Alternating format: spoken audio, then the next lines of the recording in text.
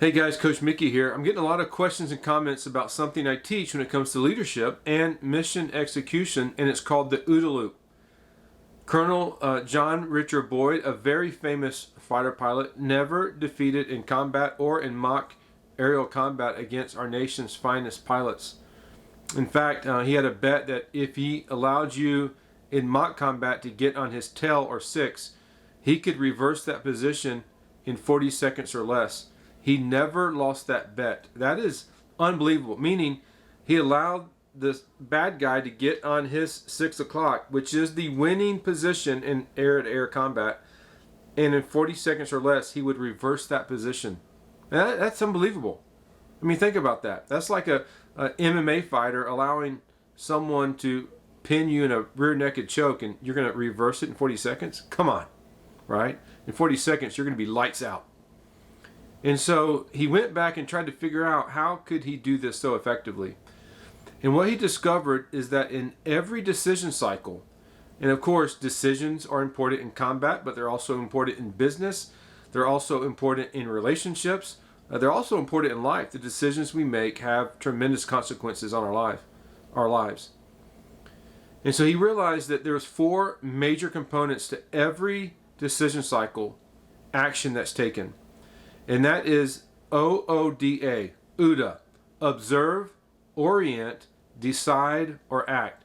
And basically what he discovered is the person or team or organization that could observe their environment, decide what's most important, that's orientation. So observe, then orient on the most important feature, make a decision in order to be competitive, win, do the right thing, and then act.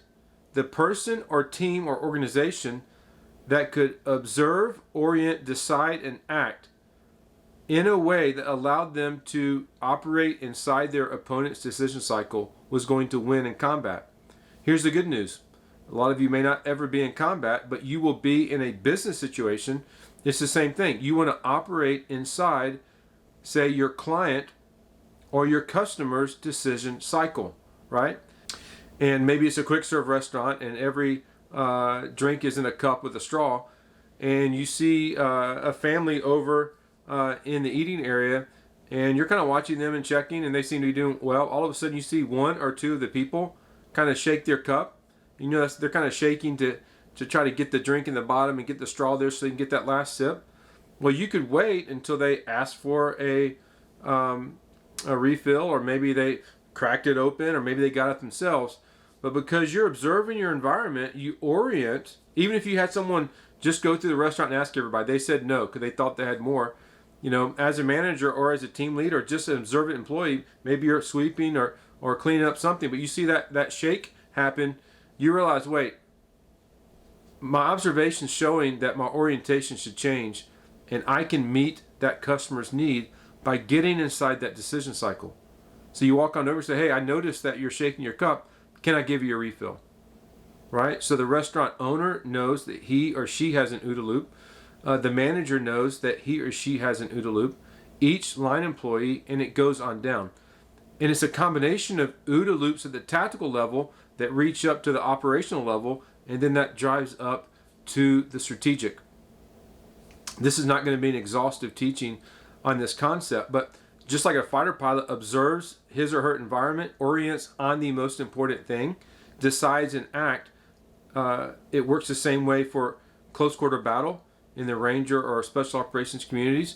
It's the same thing on Wall Street when someone's looking to buy or sell a stock. It's the same thing in a restaurant. Same thing for the manager, same thing for the owner, same thing for the front of the house, back of the house manager, right? We each have an observation, orientation, decision, action cycle. And when we begin to pay attention to that, and when we begin to train that and increase our ability to do that effectively, that's going to make us more effective. It's going to help us be better employees, better leaders, better managers, better owners. And so what you want is an organization that can pick up its tempo. So for example, in the restaurant business, you know that your tempo is broken when line snakes around the building, you're not able to move it through in a time that works for your customers, right? There's some restaurants that do this very well, some that do it very poorly, right? Or even if you got the line through as a restaurant manager, maybe you're burning out your crew that does that because you're understaffing them, because you don't want to add that person, because maybe you have an issue with your percentage of employees, right? Your salaries, etc. The challenge is, if you don't do something about that to fix that over time, you're just going to have people walk in and walk out of your restaurant as employees. Every time you lose an employee, it costs you to replace them 2 to 3 times their annual salary. Think about that.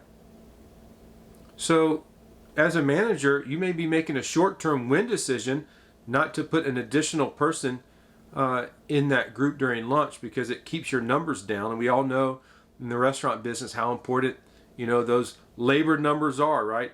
Our food numbers are fixed often, right? We can really push those labor numbers down and sort of eke out those extra profits. And we want to do that over time.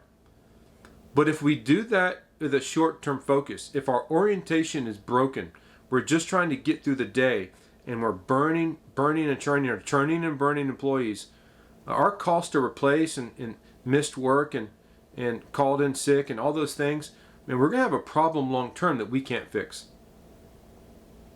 And the bottom line is, if you burn someone out and you bring a new employee in, their OODA loop is not going to start out as effective as an experienced employee. So part of your orientation can't just be, did we have a good day yesterday? Were our numbers good, right? But how are our employees doing? See, OODA loops affect every aspect of your business. So God willing, we're going to have some more talks, conversations, teaching on this subject. But I just want you to begin to think about your own OODA loop as a leader, as an owner, as a subordinate, how you're observing, orienting, deciding, and acting. But also the OODA loops of your managers, your team leaders, your line supervisors, your employees. And if we can get our organization to be a thinking, observing, but most importantly, effectively orienting organization, there is no limit to what we can do as a team. Hey, again, guys, Coach Mickey, have a great night.